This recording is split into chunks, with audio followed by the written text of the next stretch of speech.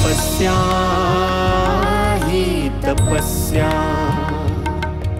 ना स्वर्गाची मोक्षाची तपस्या, ना लोभाची लाभाची ही तपस्या, नाही पुढल्या जन्माची, नाही कुठल्या स्वार्थाची, तरीही केवळ भाग्याची ही तपस्या, ही तपस्या. तशी श्रमांची कष्टांची ही तपस्या, एकल कोंड्या वाटेची ही तपस्या, नवस्वप्नांच्या रचनेची तपस्या, सुप्त मनाच्या हाकेची ही तपस्या, तुमची माझी सर्वांची ही तपस्या, माणुसकीच्या धर्माची तपस्या, माणुसकीच्या धर्माची तपस्या, ही तपस्या, ही तपस्या.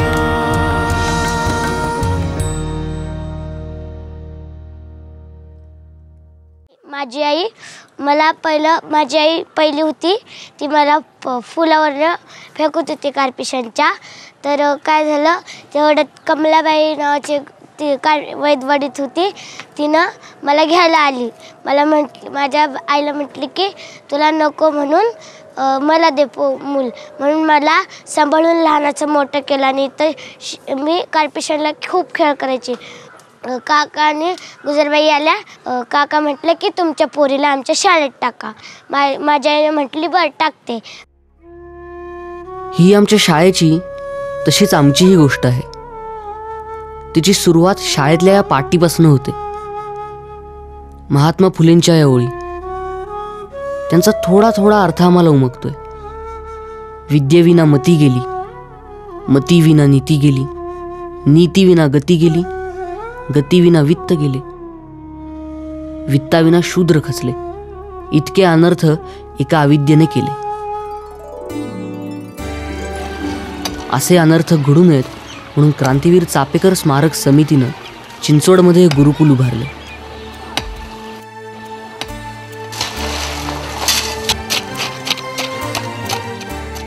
गुरुकुल हा शब्द भूतकाळात घेऊन जातो. छोट्या छोट्या कौलारू झोपड्या, त्यामध्ये भरणारे वर्ग, प्रसन्न वातावरण आणि ज्ञानसाधनेमध्ये मग्न असलेले गुरु आणि शिष्य, हे सारं इथं प्रत्यक्षात अवतरले. ही आमची गुरुकुल पद्धतीने चालणारी शाळा आहे, जिथं आम्ही कविता अनुभवतो, निसर्ग वाचतो, विज्ञान हाताळतो, रचना साकारतो. हे सगळंच आम्हाला आजही स्वप्नवत वाटतंय. मुळात आम्ही शाळा शिकतो हेच मोठं आश्चर्य.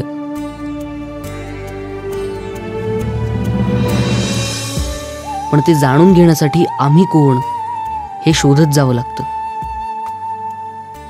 तसं तुमच्या लेखी आम्ही कोणीच नाही. आम्ही भटके विमुक्त, कोणत्याही गावाबाहेर पाला टाकून राहणारे, तुमच्यासमोर आयुष्याचा खेळ मांडणारे. त्यात कोणी फासेपारधी आहेत, जाळं लावून शिकार करणारे, निर्घृणपणे मुर्दे पाडणारे. लोक त्यांचं वर्तमान वाचतात, परंतु त्यांचा इतिहास विसरतात.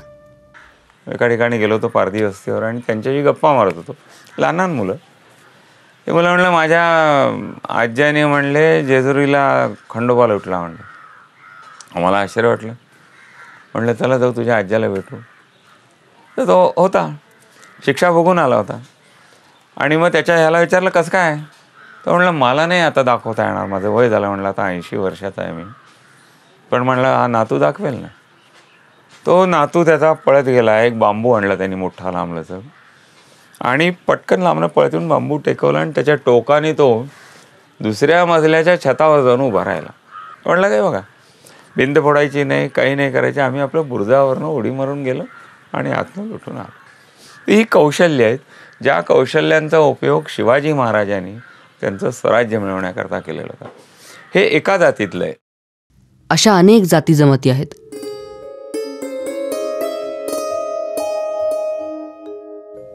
उतारी, लोहार, सुतार, वडार असे विविध कारागीरही आहेत. कोणाकडे ज्ञान आहे तर कोणाच्या हाती कला. पण हे सारेच मुख्य प्रवाहापासून तुटलेले, विस्कटलेले. मग संपूर्ण आपल्या समाजाचं, भटक्यायुक्तांचं समाजाचं असं लक्षात आलं, बस्तरमधले आदिवासी हे माती जमिनीतनं काढतात, ती भट्टीत घालतात आणि त्याचा धातू तयार करून मूर्ती तयार करतात. सगळं काम. म्हणजे यांच्याकडे ज्ञान आहे ते वैज्ञानिक आहे, विज्ञान आहे, ते अडाणी नाही आहेत. फक्त गेल्या 1000 वर्षाच्या गुलामगिरीमुळे त्यांच्यात मागासलेपण आलेलं आहे. काळानुरूप जे आधुनिकता यायला पाहिजे होती व्यवसायात, ती मधल्या या काळामुळे ती आली नाही. ती जर दिली तर अल्पावधीत हा 40-50% अडाणी राहिलेला, अशिक्षित गणला गेलेला जो आहे, त्याच्या ज्ञानाच्या आधारावर तो आजच्या आधुनिक युगात लगेच उभा राहू शकतो. फक्त त्यांना त्या प्रकारचं शिक्षण दिलं पाहिजे की जे त्याच्याकडे आहे. आमचं गुरुकुल हा त्यासाठीचा प्रयोग आहे.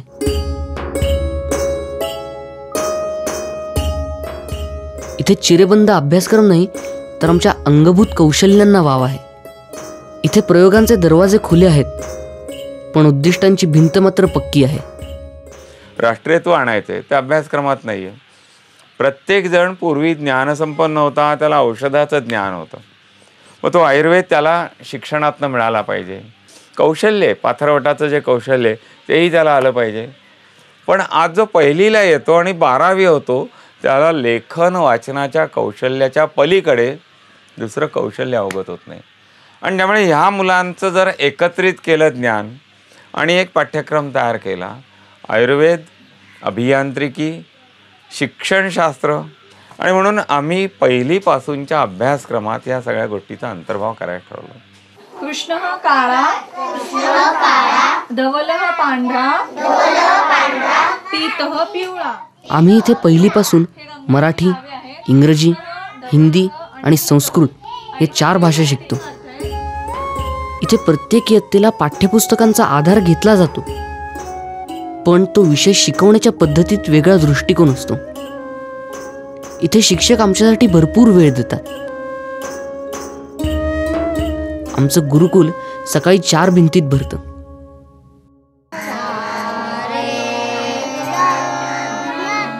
दुपारच्या सत्रामध्ये खुल्या वातावरणात ते अधिक खुलतं.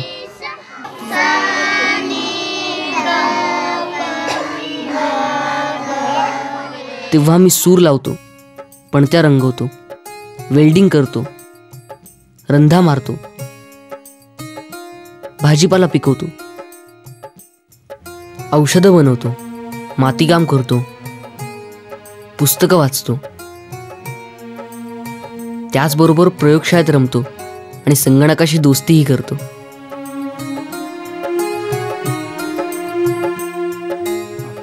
इतकंच कशाला, आम्ही बांधकामही शिकतो. गावाकडं आमची पालं आम्ही उभारतोच. इथं आमच्या गुरुकुलातील मोठ्या मुलांचा गट त्यांचा वर्ग बांधतो आहे. अर्थात हे सारं करताना त्या त्या क्षेत्रातील तज्ज्ञ आमच्यासोबत असतात. शिक्षकही आमच्यासाठी मेहनत घेतात, आमच्या विकासाकडे वैयक्तिक लक्ष देतात.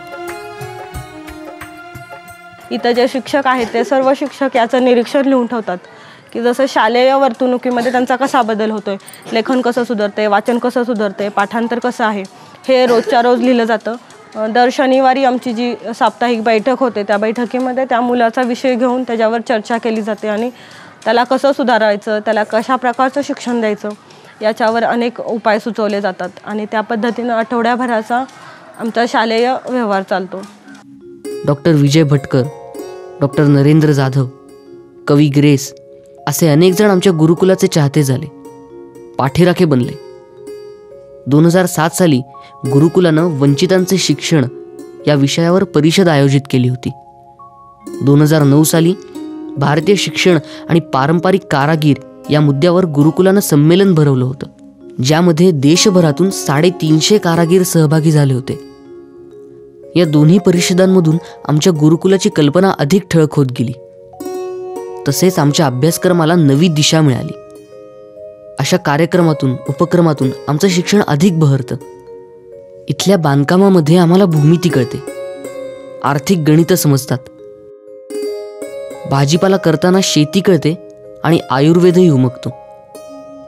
पुस्तकांचा खजिना आम्हाला वेगळ्या जगात नेतो, आमचं भावविश्वच बदलून टाकतो.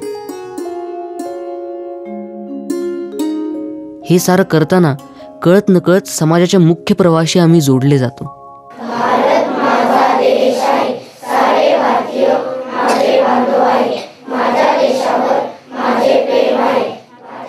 ज्या देशाशी आमचे पूर्वज कटिबद्ध राहिले, ज्या देशाच्या स्वातंत्र्य लढ्यात प्राणपणाने लढले, त्याच देशात आम्ही गुन्हेगार ठरलो, मागास झालो, वंचित ठरलो. त्याच देशाचा नारा आज आम्ही लावत आहोत. या परिवर्तनाचा दुवा बनले आमचे काका गिरीश प्रभुणे.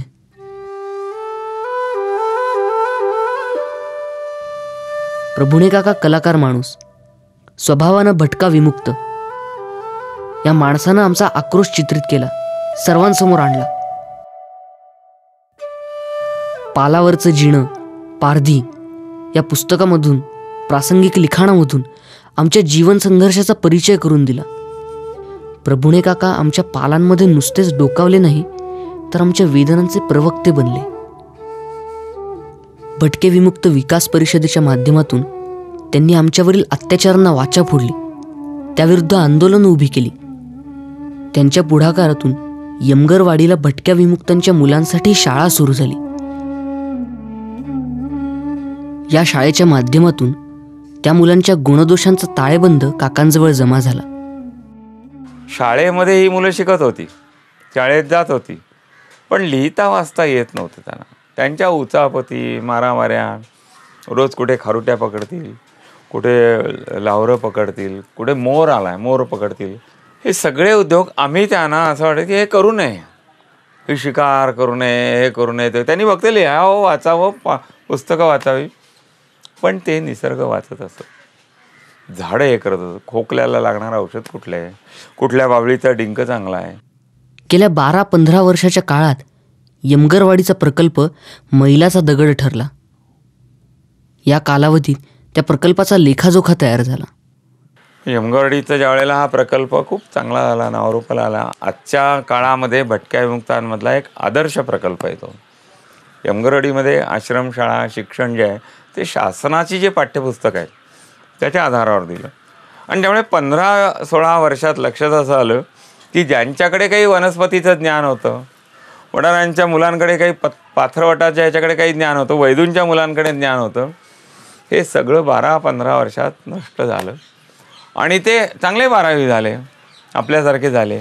म्हणजे मूळचं ज्ञान तो वैदू, जर त्याला वैद्यकीचं ज्ञान आधुनिक मिळालं असतं, आयुर्वेदाचं मिळालं असतं, तर कदाचित तो डॉक्टर चांगला झाला असता. काकांच्या डोक्यात गुरुकुलाची कल्पना आकारास आली. त्यांनी या संदर्भात विविध मान्यवरांशी चर्चा केली. त्यातून ही कल्पना अधिक स्पष्ट झाली. चिंचवडच्या क्रांतीवीर चापेकर स्मारक समितीनं ही कल्पना पेलली. समितीनं चिंचवडमधील चापेकरांच्या जुन्या वाड्याचा जीर्णोद्धार केला होता. त्याचं क्रांतीतीर्थात रूपांतर केलं होतं. 2006 क्रांतीवीर चापेकरांच्या वाड्यात गुरुकुलाचा आरंभ झाला. हा वाडा आमच्या प्रगतीचा सोपान झाला.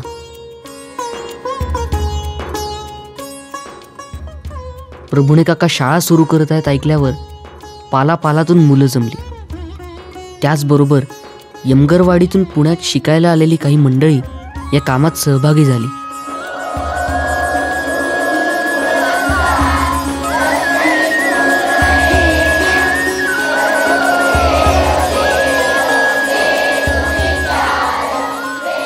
शालेय वातावरणाने हा वाडा दुमदुमला, तसाच आमच्या उचापतींनी गाजू लागला. एका जागी न बसणारे, सतत गोंधळ करणारे, एकमेकाला शिव्या देणारे, शिक्षकांना उलट उत्तर देणारी, आणि या मुलांना कसं शिकवावं हा एक मोठा प्रश्न होता. आणि आम्ही त्यातून सुरुवात केली. केवळ गोष्टी आणि गाणी या आधारावर शिक्षण सुरू झालं. जवळच चिंचवड गावात मोरिया मंदिर आहे. त्या मंदिरामध्ये खूप मोठी यात्रा असते दर चतुर्थीला आणि त्या यात्रेमध्ये अन्य वस्तू विकायला येतात आणि आमच्या गुरुकुलातली मुलं दर चतुर्थीला तिथं जायचे आणि खिसे भरून भरून साहित्य घेऊन यायचे, कानातलं, गळ्यातलं आणि एकही पैसा नसताना ते चोरून आणलेलं असायचं. आणि दर चतुर्थी झाली की दुसऱ्या दिवशी शिक्षकांना तर सर्वांच्या पेटी तपासणं आणि त्यांचं साहित्य काढून घेणं हा एकच आम्हाला हे असायचं. पिढ्यानपिढ्या जडलेल्या सवयी आम्हाला पुन्हा एकदा समाजापासून दूर नेऊ लागल्या, गुरुकुलाबद्दल आढी निर्माण करू लागल्या. परंतु समितीच्या कार्यकर्त्यांनी हा सारा रोष पत्करला, संयम दाखवला. गुरुकुलाचं नव्या जागेत स्थलांतर झालं, त्याला कलात्मक रूप मिळालं.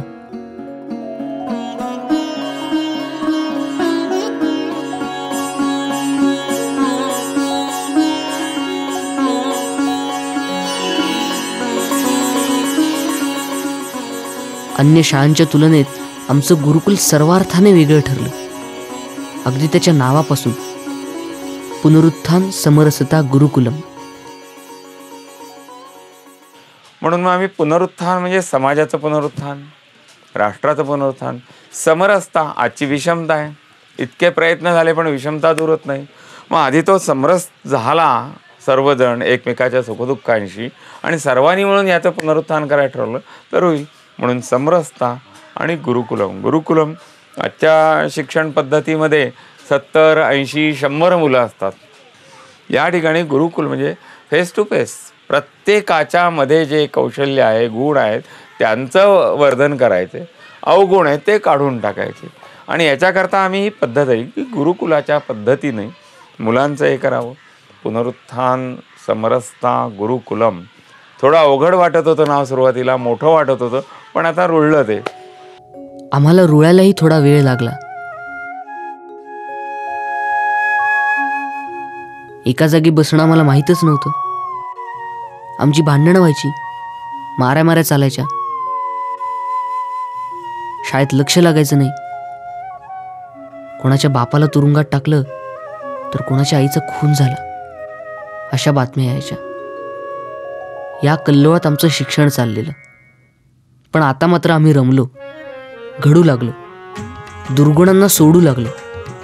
ज्या चतुर्थीच्या यात्रेत आम्ही चोऱ्या करायचो, त्याच यात्रेत आता आम्ही बनवलेल्या वस्तूंचा स्टॉल लागतो. हा सगळाच बदल आम्हाला सुखावतो.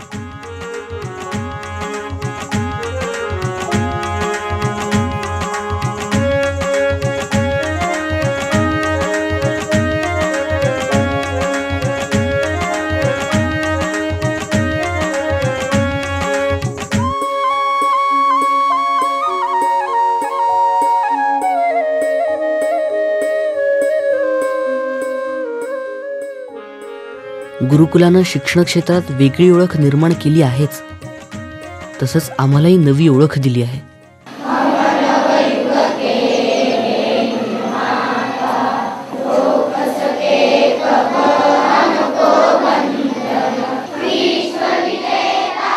म्हणून आपल्याला जर अशी शाळा भेटली तर सगळे मुलं मोहरी शिकून मोहरी जातील. मोहरे कुठे जायचंय? आपल्या जीवनाच्या लक्ष्याकडे. जीवनाचं लक्ष्य काय आहे तुझ्या? मोठं व्हायचं. त्या दिशेनं आमची वाटचाल चालू आहे. त्यामुळे आमची ही गोष्ट संपणार नाही, विकसित होईल, विस्तारत जाईल.